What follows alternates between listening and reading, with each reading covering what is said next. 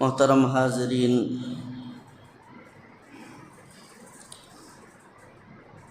পবিত্র রমজানুল মুবারক আমাদের থেকে সদ্য বিদায় নিয়েছে। আল্লাহ পাকের পক্ষ থেকে রহমত, মাগফিরাত এবং নাজাতের বার্তা নিয়ে রমজান আমাদের কাছে এসেছিল। আমরা আমাদের সাধ্য অনুযায়ী আল্লাহ পাকের তৌফিকে যার যার জায়গা থেকে রমজানের রহমত এবং মাগফিরাত, নাজাত লাভের জন্য আমরা চেষ্টা করেছি। যদিও আল্লাহ পাকের পূর্ণ মাগফিরাত এবং পূর্ণ রহমত পাওয়ার মতো যোগ্য আমল আমরা আল্লাহ পাকের কাছে পেশ করতে পারি নাই, তারপরেও মহান রবের কাছে আমাদের এই অযোগ্য বান্দাদের দুর্বল আমলগুলোই পেশ করে আশা রাখি আল্লাহ পাক হয়তো আমাদেরকে রমজানের বরকতে রহমত এবং মাগফিরাত দান করেছেন। আল্লাহ পাক যেন আমাদের সকলের জন্য রহমত এবং মাগফিরাতের ফয়সালা করে দেন বলি আমিন। মোহতারাম হাজরিন, রমজান তো বিদায় নিয়েছে। আগামী 11 মাস রমজানের শিক্ষায় আমাদেরকে জীবনটা কাটাতে হবে। রমজান মাস মূলত 11 মাস জীবনটা কিভাবে কাটবে তার একটা সংক্ষিপ্ত প্রশিক্ষণ কোর্স ছিল। এই প্রশিক্ষণ কোর্স থেকে শিক্ষা নিয়ে বাস্তবিক জীবনে আমরা সেই প্রশিক্ষণের শিক্ষাটাকে প্রয়োগ করব, এটাই হলো রমজানের মূল দাবি। তো রমজান এসেছিল আমাদেরকে গুনাহমুক্ত রাখার জন্য এবং যাদের জিন্দেগিতে গুনাহ ছিল তাদের গুনাহগুলো ঝরাবার জন্য। একদিকে গুনাহ করব না, আরেকদিকে যা গুনাহ ছিল সেটা থাকবে না। এটাই ছিল রমজান আগমনের মাকসাদ। তো রমজানে আমরা গুনাহমুক্ত জীবন কাটাবার চেষ্টা সাধ্য অনুযায়ী করেছি, কিন্তু রমজান পরবর্তী আগামী 11 মাস, এই 11 মাসও গুনাহমুক্ত জীবন কাটাতে হবে। এটা আল্লাহ পাকের পক্ষ থেকে আমাদের কাছে চাওয়া, যে রমজানে যেমন গুনাহ করি নাই বাকি 11 মাসও গুনাহ করব না। তথাপি যেহেতু আমরা ইনসান, একদিকে নফসে আম্মারা দুষ্ট নফস, আরেকদিকে মালউন ইবলিস অভিশপ্ত শয়তান, যে দুটো আমাদের চিরদুশ্মন, চতুর্মুখী ষড়যন্ত্রের মাধ্যমে আমাদেরকে তাদের পাতা ফাঁদে আটকিয়ে আল্লাহ পাকের নাফরমানি, আল্লাহ পাকের অবাধ্যতা, আল্লাহর নির্দেশ লঙ্ঘন, এক কথায় গুনাহ কিভাবে করানো যায়, সার্বক্ষণিক প্রতি মুহূর্তের ষড়যন্ত্রমূলক অভিযান তার সৈন্যবাহিনী নিয়ে প্রতিটি মানুষের বিরুদ্ধে শয়তান চলছে। এজন্য গুনাহ মানুষ তার দ্বারা নিজের ইচ্ছায় না হোক, অন্তত নফসের ধোকায়, শয়তানের ধোকায় তার প্রতিজ্ঞা থাকা সত্ত্বেও মাঝে মধ্যে হয়ে যেতে পারে। এটা অস্বাভাবিক না।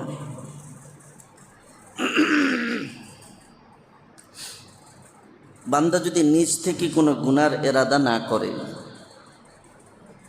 আমি গুনাহ করব না এটা আমার প্রতিজ্ঞা, এরপরেও যদি নফসের ধোকায়, শয়তানের ধোকায় হয়ে যায়, তো এটা স্বাভাবিক, এটা আল্লাহ পাকের কাছ থেকে ক্ষমার যোগ্য। কিন্তু কোনো মানুষের এরাদাই যদি থাকে যে আমার গুনাহ করতে থাকব, অথবা গুনার কাজের প্রতি তার সংকল্প, দৃঢ় ইচ্ছা মনে থাকে, এই পাপ আল্লাহ পাক রব্বুল আলামিন সহজে ক্ষমা করবেন না। তো গুনার ইরাদা নাই, পরিকল্পনা নাই, গুনাহ করব না, এটা আমার পাক্কা ইরাদা। এরপরেও যদি নফসের ধোকায়, শয়তানের ধোকায় হয় তো এটা স্বাভাবিক। আর এই গুনাহ মানুষের দ্বারা তার জীবনে কম বেশি হবে। এই গুনাহ আমার ইরাদা থাকা না সত্ত্বেও নফসের ধোকায়, শয়তানের ধোকায় যদি আমি পবিত্র জীবনযাপন করতে গিয়ে গুনার সম্মুখীন হয়ে যাই, গুনার কোনো দাগ যদি আমার জিন্দেগিতে লেগে যায়, তাহলে সেই দাগটার সাথে সাথে কিভাবে মুছে ফেলা যায়, সেই গুনার ময়লা থেকে নিজেকে সাথে সাথে কিভাবে পাক সাফ করা যায়, এর কিছু আমল, এর কিছু নিয়ম পদ্ধতি আল্লাহ পাক রব্বুল আলামিন পবিত্র কোরআনে কারিমে বাতলে দিয়েছেন। যা আমার গুনার ইচ্ছা নাই, কিন্তু তারপরেও শয়তানের ধোকায়, নফসের ধোকায়, মনের অজান্তেই হয়ে গেল। এই অজান্তে হয়ে যাওয়া, অনিচ্ছা সত্ত্বেও হয়ে যাওয়া গুনাহ সাথে সাথে কিভাবে নিজের দেহ থেকে ঝরিয়ে ফেলা যায়, এর কিছু আমল আল্লাহ পাক রব্বুল আলামিন কোরআনে কারিমের মধ্যে বাতলে দিয়েছেন, যেটা আমাদের জন্য অত্যন্ত আনন্দের কথা। আল্লাহ পাক যদি এই গুনাহ, এই পাপ মোচন করার ব্যবস্থা না রাখতেন, তাহলে আল্লাহর কাছ থেকে জান্নাত পাবে এমন আশা করার কোনো সুযোগ কোনো বান্দার থাকতো না। ক্ষমার দরজা খোলা রেখেছেন বলেই, পাপ পঙ্কিলতা থেকে নিজেকে মুক্ত করার ব্যবস্থা আল্লাহ পাক রব্বুল আলামিন রেখেছেন বলেই প্রতিটা পাপী যে তার জিন্দেগিতে নামাজ রোজা করে না, সেও আল্লাহর কাছ থেকে জান্নাত পাওয়ার আশা মনে মনে রাখে, যে আমার মহান রব, আমার দয়াময় সত্তা আমাকে ক্ষমা করে দিবেন। এটা আল্লাহ পাকের ইহসান এবং দয়া। যেমন কিছু ব্যবস্থাপত্র আল্লাহ পাক আমাদের জন্য রেখে দিয়েছেন, যে নফসের ধোকায়, শয়তানের ধোকায় যদি জীবনের পথ চলায় কখনো গুনাহ হয়ে যায়, তো সাথে সাথে সেই পাপ থেকে নিজেকে কিভাবে মুক্ত করা যায়।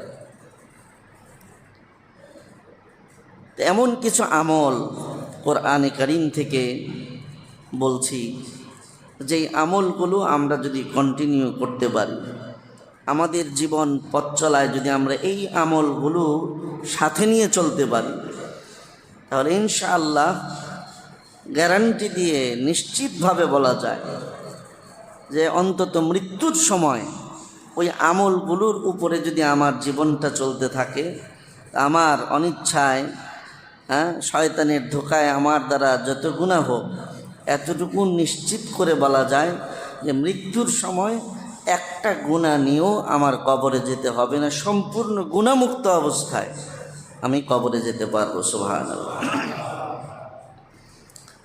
এর মধ্যে 1 নম্বর আমল, যেই আমলটা বান্দার জিন্দেগিতে চালু থাকলে গুনাহটা করার সাথে সাথে সেই গুনাহটা ঝরে পড়ে যায়, গুনাহটা সাথে থাকে না, সেটা হলো আদামুশ শিরক।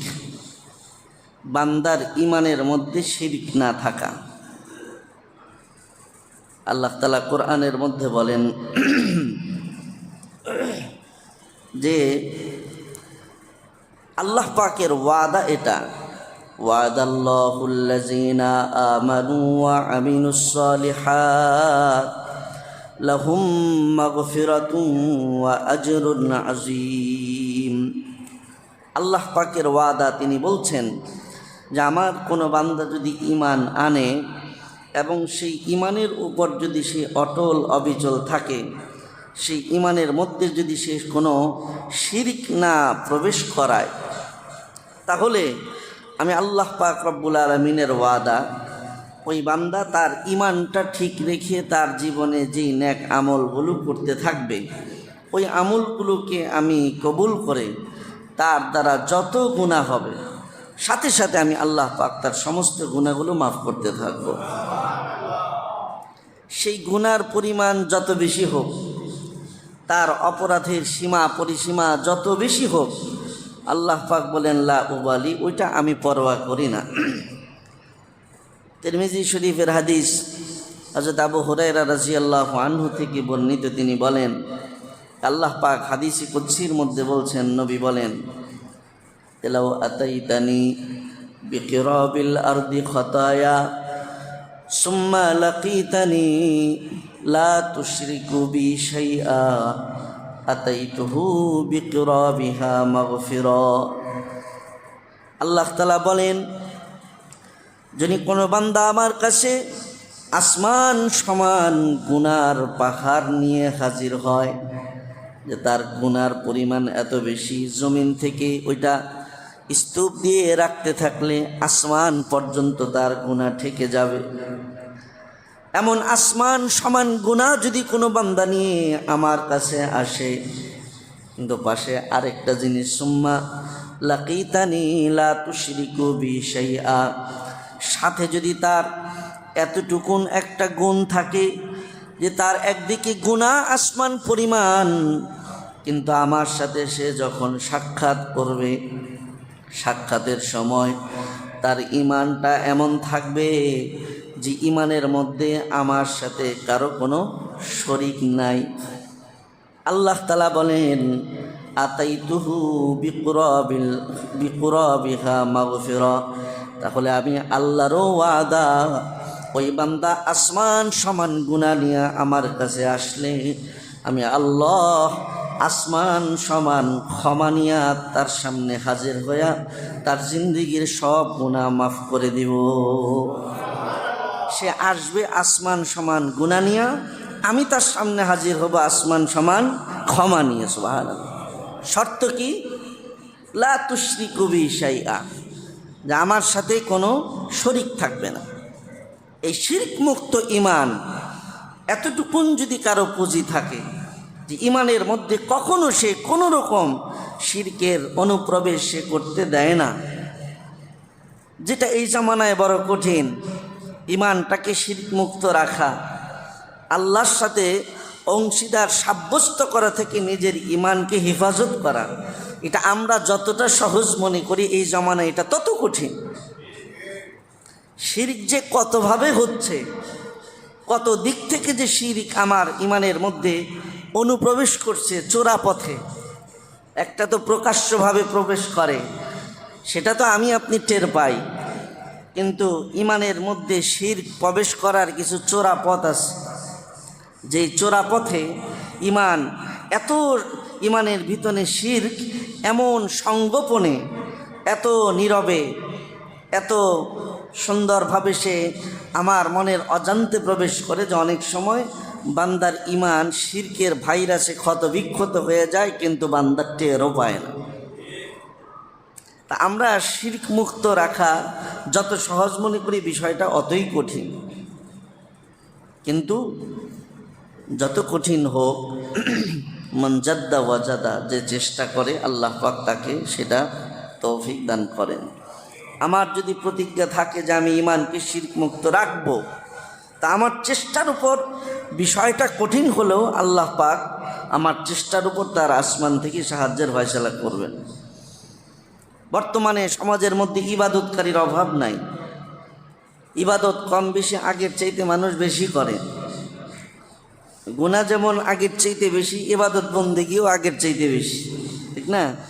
আগে মানুষ মসজিদে যেই পরিমাণ আসতো, এখন মসজিদে মুসল্লির সংখ্যা বাড়ছে না? বাড়ছে। আগে যেই পরিমাণ গুনাহ হইতো, গুনাহও সেখান থেকে এই বর্তমানে দিন যত যাচ্ছে গুনাহও কি বাড়তেছে। তো ইবাদত তো বাড়তেছে, কিন্তু আমি আগেও আপনাদেরকে হাদিস শুনিয়েছি যে আল্লাহর নবীর কঠিন ভবিষ্যৎবাণী যে মসজিদ ভর্তি মুসল্লি সেজদায় পড়ে থাকবে, কিন্তু ওয়ামা বিহি মুমিন। কত কঠিন কথা। একটা মসজিদের মধ্যে, আমাদের মসজিদ বাদ দেন, বাইতুল মুকাররম জাতীয় মসজিদ অন্তত তো 10-20 হাজার লোক নামাজ পড়ে জুমার দিন। 5 তলা মসজিদ ভরে যায়, আশেপাশের চত্বর ভরে যায়। তা আল্লাহর রসুল তো ছোট আর বড় পার্থক্য করে কথা বলেন না। নবীজি কি বলছেন? যে আমার উম্মতের উপরে এমন একটা সময় আসবে যে কোনো সময়ের চাইতে মসজিদে মুসল্লির সংখ্যা বাড়বে। কেমন বাড়বে? নবী বলেন যে পূর্ণ মসজিদ ভর্তি মুসল্লি সেজদায় পড়ে থাকবে, অর্থাৎ মসজিদে একজন লোক নামাজ পড়বে এমন জায়গা ফাঁকা থাকবে না, সম্পূর্ণ মসজিদ থাকবে ভর্তি। কিন্তু নবী কি বলেন, ওয়ামা বিহি মুমিন, কিন্তু আমি নবী বলে যাই তখন মসজিদ পূর্ণ মুসল্লি থাকলেও, সব সেজদায় পড়ে থাকলেও আমি নবী বলে গেলাম একজনেরও কি থাকবে না, ইমান থাকবে। একজনও ইমানদার নাই, সব বেঈমানরা সেজদায় পড়ে থাকবে। কথাটা কত কঠিন। আমি আপনি যে মসজিদে আসতেছি, নামাজ পড়তেছি, আমি কি ইমানদার হয়ে সেজদা দিতেছি না বেঈমান হয়ে সেজদা দিতেছি, আল্লাহ পাক ভালো জানে। তার মানে নবীজির কথায় যে এমন সময় আসবে যে জাতীয় মসজিদের 20,000 মুসল্লির 20,000 মুসল্লি ইমান হারা হবে, একজনও ইমানদার থাকবে না। তবে ইমানটাকে শিরক মুক্ত রাখা বহুত কঠিন। খালি মাজারে গিয়ে সেজদা দিলে, পীরের পায়ে পূজা করলে খালি ইমান যাবে বিষয়টা তা না। ইমান যাওয়ার আরও হাজারো কারণ আছে, শিরকের আরও হাজারো কারণ আছে। এখন আমাদের কাছে টাকা পয়সা, আমাদের কারো কাছে ক্ষমতা এমন এক জায়গা দখল করে আসে যে এটাকে আরেক প্রভুর জায়গা দিয়ে রাখছে। প্রভু ক্ষমতা, প্রভুকে যেভাবে সম্মান করি, হ্যাঁ, বা প্রভুকে, আমার রবকে আমি অন্তরে যে অবস্থান দিয়েছি, অনেকে টাকা পয়সাকে অন্তরে ওই পরিমাণ স্থান দিয়ে রাখছে। অনেকের কাছে ক্ষমতা প্রভুর মর্যাদা রেখে বসে আছে। তো শিরক তো শুধু মাজারে সেজদা দিয়ে আর পীরের পায়ে পূজা করলেই যে হচ্ছে তা না, এর বাইরেও তো হাজারো কারণ আছে। আমার দাড়ি টুপি সব ঠিক আছে, নামাজ রোজা সব ঠিক আছে, কিন্তু টাকা পয়সাটা আমার কাছে আরেক খোদার মতো। হ্যাঁ, টাকা পয়সা আরেক খোদা বানায় রাখছি আমি, তো শিরিক হইতেছে না? এটাকে যদিও প্রকাশ্য শিরিক না বলেন, কিন্তু আল্লাহ রসুল কি বলছে, শিরকে খাফি, গোপন শিরিক। এগুলো হলো গোপন শিরিক, যে গোপন শিরিকটা চোরা পথে ঢুকে আমার ইমান শেষ করে ফেলতেছে, আমি টের পাইতেছিলাম। সোজা কথা, কোনোভাবে আল্লাহকে আমি যে স্থান দিয়েছি, পৃথিবীর কোনো মাখলুককে আমি সেই স্থান দিব না। আমার রবের কাছ থেকে আমি যেমন আশা করি, পৃথিবীর কারো কাছ থেকে এমন আশা করা যাবে না। আমার প্রভু যেমন ক্ষমতা রাখেন, পৃথিবীর আর কাউকে এমন ক্ষমতাবান মনে করা যাবে না। এমনভাবে যদি আমার ইমানটাকে আমি সাজাই, তো ইমানটা হবে শিরক মুক্ত। আর এই শিরক মুক্ত ইমান যদি কেউ রাখে, তা আমল যাই করো, আল্লাহ তাআলা বলেন ওয়াদাল্লাহ, এটা আমি আল্লাহর ওয়াদা, এটা আমি আল্লাহ পাকের ওয়াদা, যে এইটা ঠিক রেখে সে আমল করতে থাকবে। আমলের ফাঁকে ফাঁকে যত গুনাহ হবে, 1 সেকেন্ডও আমি তার আমল নামায় গুনাহ রাখবো না, সাথে সাথে মাফ করে দিব। সুবহানাল্লাহ। সেটা যদি আসমান সমান হয়, তা আমি আসমান সমান ক্ষমা দিয়ে মাফ করে দিব, রাখবো না। তাহলে আমার জিন্দিগি থেকে গুনাহ ঝরানোর, গুনাহকে সাথে সাথে ঝেড়ে ফেলার একটা রাস্তা, একটা আমল কি বললাম, ইমানকে শিরিক মুক্ত রাখা, কোনোভাবে ইমানের মধ্যে শিরিক প্রবেশ না করানো। 2 নম্বর, জিন্দিগিতে হয়ে যাওয়া গুনাহ যদি তার আমল নামা থেকে সাথে সাথে কেউ ছেড়ে ফেলতে চায়, তাহলে 2 নম্বর হলো তাকওয়াওয়ালা জীবন। রমজানের যে তাকওয়ার শিক্ষা আমি নিয়েছি, এই তাকওয়া সারা জীবন আমার জীবনে ধরে রাখা, তাকওয়ার পথে নিজেকে চলতে রাখা। তাকওয়া মানে কি, এমন কোনো কাজ আমি করব না যেই কাজে আমার রব নারাজ হন, এমন কোনো কাজ আমি ছাড়ব না যেই কাজ ছাড়লে পরে আমার রব নারাজ হন, এটার নামই হলো তাকওয়া। আমার রব নারাজ হয় এমন কোনো কাজ করব না, আমার রব খুশি হয় এমন কোনো কাজ আমি ছাড়ব না।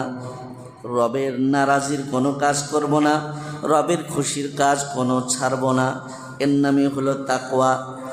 রমজানে যেমন রবকে খুশি করার জন্য প্রচণ্ড পিপাসা, প্রচণ্ড ক্ষুধা সত্ত্বেও লোকচক্ষুর অন্তরালে একাকী নির্জনেও যেমন 1 ফোঁটা পানি আমি পান করি নাই, কারে খুশি করার জন্য? যদি ওই এক ফোঁটা পানি আমি গোপনে খাইতাম, নারাজ হইতেন কে? এই কারণে খাই নাই, তাই না? এটাই হলো তাকওয়া।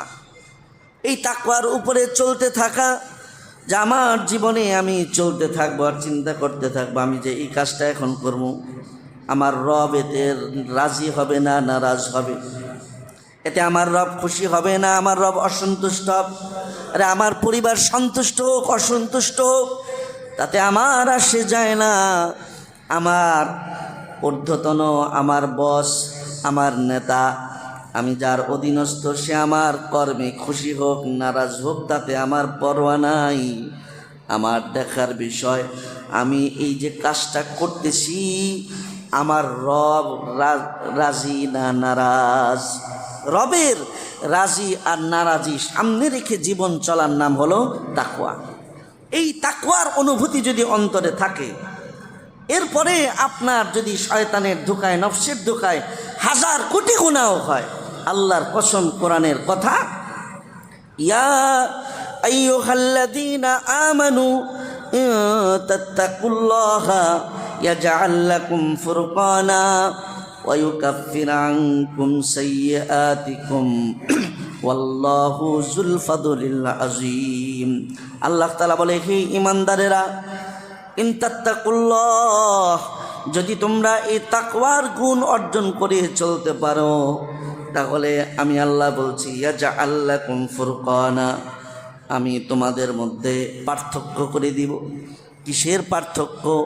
আল্লাহ তাআলা বলে ওয়া ইউকাফির আনকুম সাইয়্যাতিকুম, পার্থক্য হলো যেই বান্দা আমাকে ভয় করে চলবে, যেই বান্দার অন্তরে আমার তাকওয়ার গুণ থাকবে, ওই বান্দার আমল নামায়, ওই বান্দার দেহে আমি কোনো গুনার ময়লা রাখব না।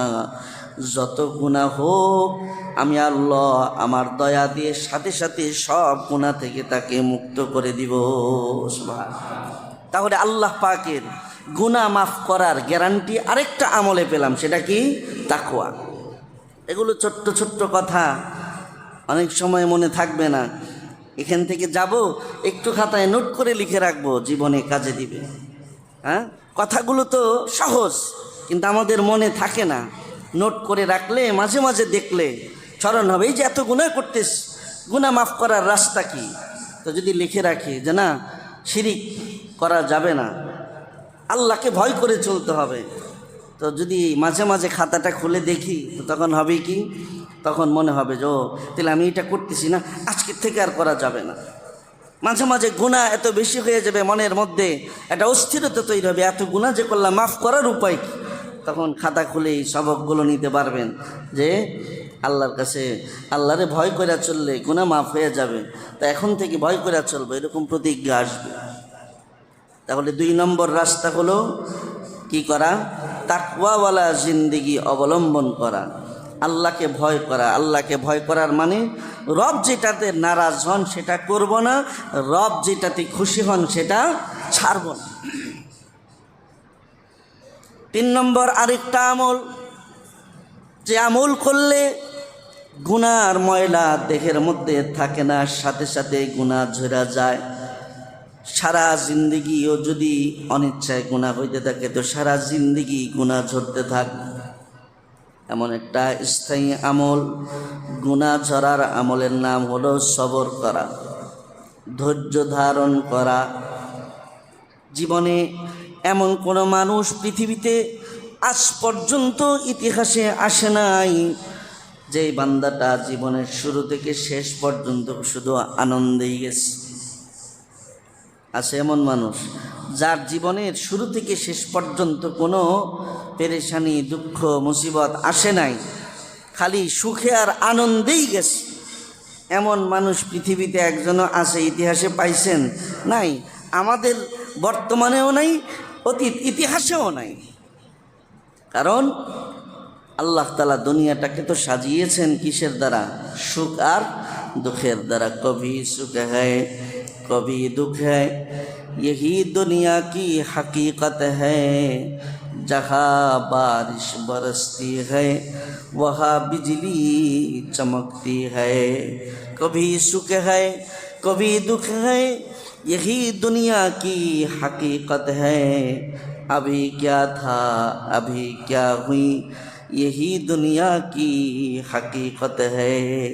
তাহলে দুনিয়া সুখ দুঃখ দুইটার মিশ্রণে চলবে। আল্লাহ তাআলা শুধু সুখ কেন রাখেন নাই? শুধু সুখ এই জন্য রাখে নাই যে দুঃখ যদি না দিতেন তাহলে জান্নাতের অফুরন্ত সুখ যে কেমন হবে এটা অনুভব করতে পারত না। আবার যদি কিছু দুঃখ না দিতেন তো জাহান্নামের কষ্ট কেমন হবে এটাও অনুমান করতে পারত না।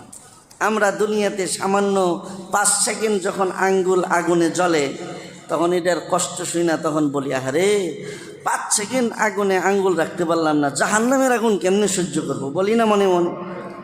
এতটুকুন কষ্ট যদি আল্লাহ তাআলা আমাদেরকে দুনিয়াতে না বুঝাইতেন, এতটুকুন অনুভূতি যদি কষ্ট বোঝান না দিতেন, তাহলে জাহান্নামের ওই কষ্ট বুঝার বা ওইটার থেকে বিরত থাকার মতো মন মানসিকতা তৈরি হইতো না।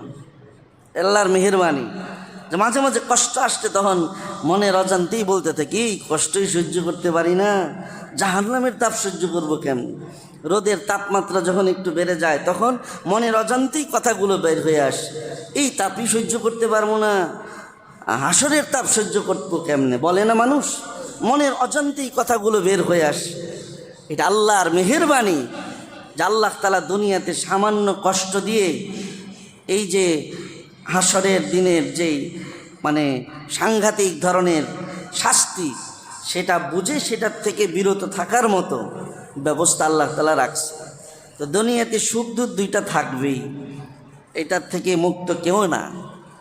তাই আল্লাহ তাআলা কোরআনে কারিমে বলছেন যে সুখের সময় তো শুকর করবে, যখন সুখের ফাঁকে ফাঁকে মানুষের জীবনে দুঃখ বেদনা কষ্ট পেরেশানি আসবে, ওই সময়টাতে হায় হুতাশ না করে, রবের ব্যাপারে অভিযোগ না করে কেউ যদি সবর করতে পারে, ধৈর্য ধারণ করতে পারে, আমার রব এতদিন ভালো রাখছে, এখন আমার রব আমাকে পেরেশানি দিছে, এটা রবের ফয়সালা, আমার রবের উভয় ফয়সালাতে আমি রাজি, আমার রবের ব্যাপারে আমার কোনো অভিযোগ নাই। বরং যারা পাক্কা মুমিন তারা বিপদে পড়লে এই কথা বলে, আরে আমি তো আরও বেশি শাস্তি পাওয়ার উপযুক্ত ছিলাম, আমি তো আরও বেশি আল্লাহর পক্ষ থেকে পেরেশানি পাওয়ার উপযুক্ত ছিলাম, এটুক যে দিস এটুক তো কমই দিস। আমরা তো একটু দিলেই কি বলি, আমরা বলি তে আল্লাহ এত পেরেশানি যে কেন দেয় বুঝি না, আমার উপরে এত বিপদ আপদ কেন আসে আমি বুঝি না। আমি বলে বুঝি না, আসলে বুঝি না, না বুঝাও বুঝা না বুঝার ভান করি। আমরা যারা বলি যে বুঝি না, আসলে বুঝি না বিষয়টা এমন না, আমরা বুঝেও না বুঝার ভান করি। প্রত্যেকে চোখ বন্ধ করে একটু খালি চিন্তা করেন যে আমরা আমাদের জীবনে যত পেরেশানিতে পড়েছি, যত বিপদ আপদে এই মুহূর্তে আছি, হ্যাঁ, একটু চোখ বন্ধ করে চিন্তা করেন যে আসলে এই বিপদ আপদে পড়ার মতো, এতটুকুন পেরেশানিতে পড়ার মতো কাজ আমি আমার জীবনে করছি কি করি নাই। যদি চোখ বন্ধ করে নিজেকে জিজ্ঞাসা করেন তো মন মুফতি, আপনার অন্তর মুফতি সাহেব আপনাকে ফতোয়া দিবে যে বেটা কমই তো পাইছো, যা বিপদে আসো কমই আসো, তোমার রহমান রহিম দয়াময় খোদা তোমার পাপ অনুযায়ী সাজা কমই দিতেছে। তুমি যেই পরিমাণ পাপ করেছো, রবের যেই পরিমাণ নাফরমানি করেছো, বিপদ এর দূর না, এর চাইতে 1000 ভাগ বেশি আসলেও ওইটা জুলুম হইতো না, ওইটা আল্লাহর ইনসাফের বিচারই হইতো, ঠিক কিনা? এটা আমরা অস্থির হয়ে যাই, আর ভাল লাগে না। অনেকে মরে যায়, আত্মহত্যা করে ফেলে, দুনিয়াতে আর বেঁচেই থাকতে চায় না। কেন? এত আর নিতে পারি না, এত কষ্ট আর সহ্য করতে পারি না। তো পাপ যত করছি সেই অনুযায়ী তো শাস্তি আসে নাই, কমই তো আসছে। তো যারা মুমিন পাক্কা তারা বিপদ আপদ আসলে হাই হুতাশ করে না, রবের ব্যাপারে অভিযোগ করে না, বরং রবের শুকর আদায় করে যে আল্লাহ আরও বেশি উপযুক্ত ছিলাম, তুমি তো কমই দিস, আর দিও না।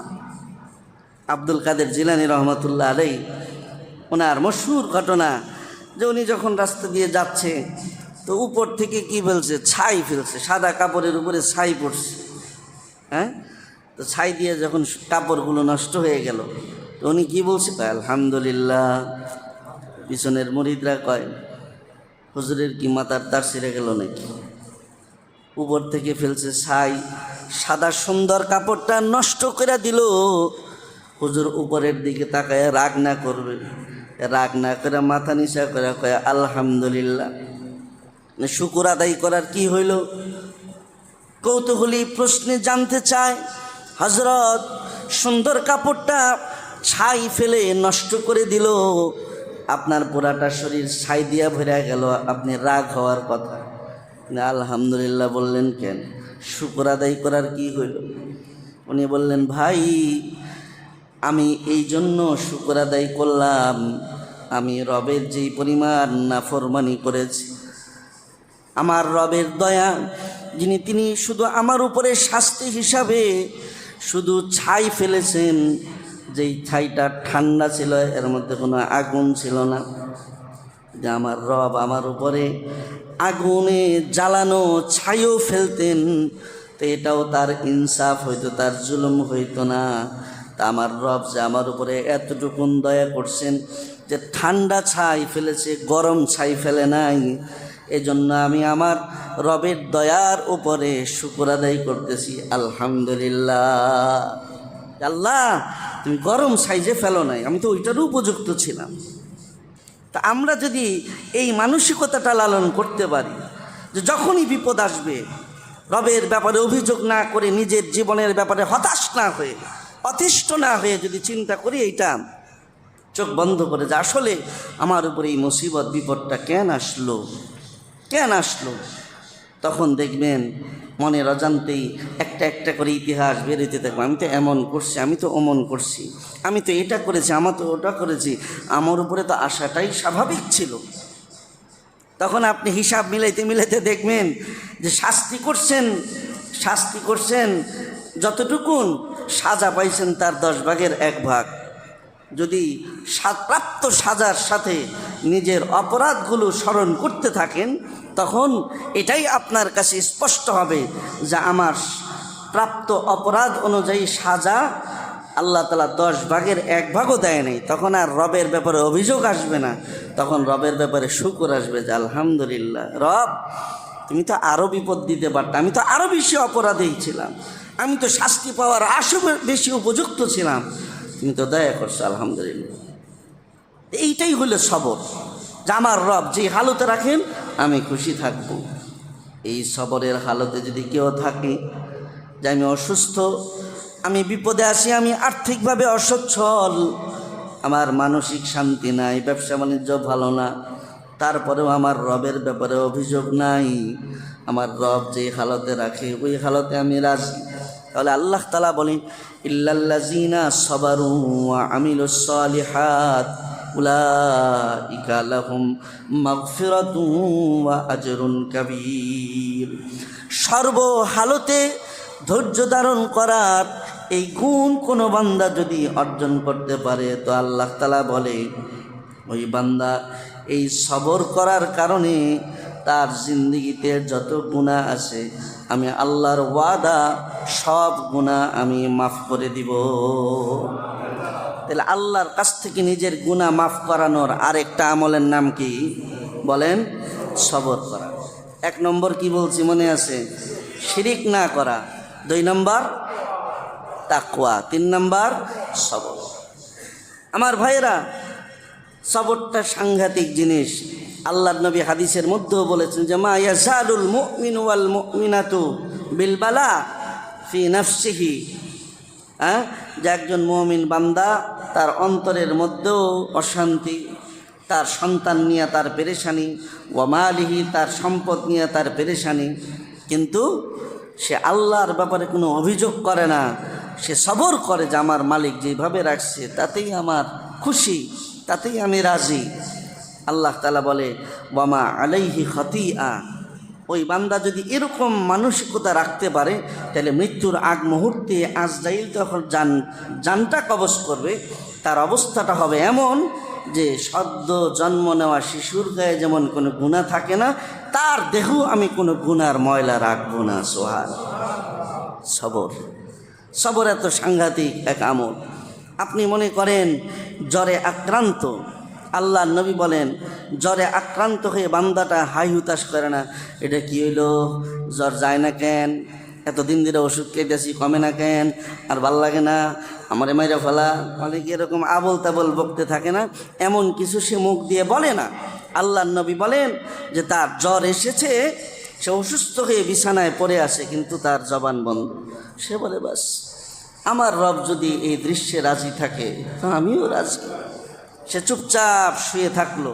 আল্লাহ নবী বলেন সে চুপচাপ যতক্ষণ শুয়ে থাকবে, এই বান্দাটা সেজদায় পড়ে ইবাদত করতে থাকলে যে নেকি পাইতো, এই চুপ করে সবর করে তার এই জ্বরের ব্যাপারে, তার অসুস্থতার ব্যাপারে মুখ দিয়ে কোনো অভিযোগের বাক্য উচ্চারণ না করার কারণে এই ইবাদতে সেজদা পড়ে থাকার সম্পূর্ণ নেকি আল্লাহ তাআলা তার আমলনামায় দান করবে। সবর, আল্লাহ তাআলা এই গুণ আমাদেরকে অর্জন করার তৌফিক দান করে। 4 নম্বর আমল, আল্লাহ তাআলা কোরআনে বলেন পাপ হয়ে যাওয়ার পর, পাপ যদি সাথে সাথে আমলনামা থেকে ঝরায় ফেলতে চাও, তাহলে আরেকটা আমলের নাম হলো দান সাদাকা। ওয়াসারিউ ইলা মাগফিরাতিম মির রাব্বিকুম ওয়া জান্নাতিন আরদুহাস সামাওয়াতু ওয়াল আরদু উইদ্দাত লিল মুত্তাকিন আল্লাযীনা ইউনফিকুনা ফিস সাররাই والضراء والكاظمين الغيظ والعافين عن الناس والله يحب المحسنين। আল্লাহ তাআলা বলে কোন বান্দা যদি তার সাধ্য অনুযায়ী দান সদাকা অব্যাহত রাখে, তার সচ্ছলতা সে দান করে, তার অসচ্ছলতা তখনও সে দান বন্ধ রাখে না। হয়তো সচ্ছলতার হালতে বেশি করত, এখন তার অসচ্ছলতা, তার অভাব, তার দারিদ্রতা দান পরিমাণ কমিয়ে দিয়েছে, কিন্তু দান করা সে বন্ধ করে না। যেটা আমাদের অভ্যাস, যে আল্লাহ দিলে আমি দিই, আল্লাহ কমিয়ে দিলে আমার দেওয়াও বন্ধ। ভালো না, ব্যবসা বাণিজ্য ভালো না, টাকা পয়সা নাই, ঝামেলায় আছি, খরচ বাইরে গেছে, এগুলো বলে বলে যে দান একদম বন্ধ করে যারা দেয়, আল্লাহ পাক রব্বুল আলামিনের ক্ষমাও তাদের জন্য বন্ধ হয়ে যায়। এজন্য ভালো মতো মনে রাখবেন, নবীর কথা বিশ্বাস রাখবেন। আপনার হাজারো অপরাধ হয়েছে, আপনি সাথে সাথে কিছু সৎকা করে ফেলেন, সাথে সাথে কিছু সৎকা করে ফেলেন। এই জায়গায় এখন মনে করেন আগুন লাগছে কাপড়ের মধ্যে, এই আগুনটা যদি এখন এই কাপড়ের মধ্যে মাত্র লাগছে, যদি 1 বালতি পানি এসে সাথে সাথে ঢালেন তো নিভা যাবে। যদি এটা ছড়ায়া যায়, নিবানো কঠিন। আল্লাহর নবী বলেন যে কেউ একটা অপরাধ করে ফেলেছে, গুনাহ করে ফেলছে, সাথে সাথে সে পকেট থেকে বাপ করে, আরে আমার রব তো আমার ব্যাপারে রাইগা যাইতেছে, আমি গুনাহ করে রবকে নারাজ করে ফেলেছি, রবের ক্ষোভের আগুন জ্বলে উঠতেছে, গুনাহ করার সাথে সাথে সে গিয়া কিছু দান সাদাকা করে দিল। আল্লাহর নবী বলেন আস-সাদাকাতু তুতফিউল খাতিআতা কামা তুতফিউল মা আন-নার।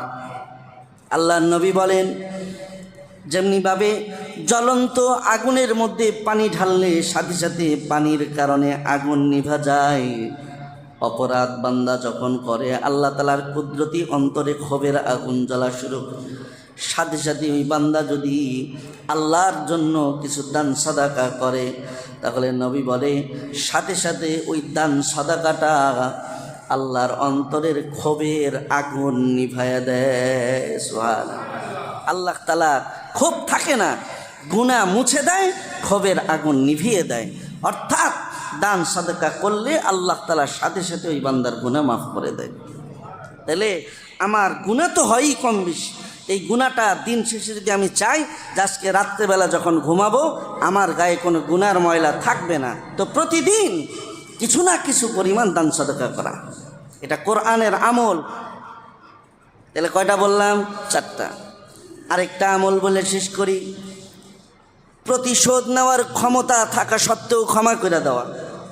একজনে আমার উপরে জুলুম করেছে, একজন আমার একটা গালি দিয়েছে, একটা থাপ্পড় মারছে, আমি চাইলে লোক দিয়া তারে 10টা মারতে পারি, আমার ক্ষমতা আছে, কিন্তু প্রতিশোধের ক্ষমতা আছে, তারপরেও সে প্রতিশোধ নেয় নাই। সে চিন্তা করে সে আমারে আজকে একটা চর মেরেছে, আমি চাইলে তারে 10টা চর মাইরা প্রতিশোধ নিতে পারি। কিন্তু আমি চিন্তা করি, আমি যদি এখন এই বান্দারে ক্ষমা করে দেই তো হাসরের ময়দানে আমার রব আমারে ক্ষমা করে দিবে। যা, রবের কাছ থেকে ক্ষমা পাওয়ার আশায় তোরে আমি মাফ করে দিলাম, প্রতিশোধ নিলাম না। আল্লাহ বলে যে বান্দা হইয়া বান্দার অপরাধ মাফ করতে পারে, ওই বান্দারে আমি রব হইয়া কেন ক্ষমা করব না? ওই বান্দা যখন তারে ক্ষমা করেছে তো আমিও সাথে সাথে তার জিন্দগির সব গুনাহ ক্ষমা করে দিলাম। প্রতিশোধ প্রবণতা আমাদের মধ্যে এখন বেশি। একটা মারলে 10টা মারার প্রতিশোধ পরায়ণতা আমাদের অন্তরে বেশি এখন। এটা বাদ দেই, জুলুম করুক, আল্লাহর কাছে বললাম আল্লাহ তারে ক্ষমা করে দিলাম, তুমিও মাফ করে দিও। আল্লাহ পাক বলেন সাথে সাথে মাফ হয়ে যাবে। তাহলে প্রতিশোধ নেওয়ার সুযোগ থাকা সত্ত্বেও ক্ষমা করে দেওয়া, এটা আল্লাহর কাছ থেকে নিজের গুনাহ মাফ করানোর একটা মাধ্যম। কোরআনে কারিম থেকে 5টা আমল আপনাদের সামনে বললাম, যে 5টা আমলে গুনাহ হইলেও দিন শেষে গুনাহ থাকবে না। লেখা নিব, ইনশাল্লাহ আমল করবো। আল্লাহ তাআলা আমাদের সবাইকে কথাগুলো আমল করার তৌফিক দান করুক, আমিন। ওয়া আখিরু দাওয়ানা আলহামদুলিল্লাহ।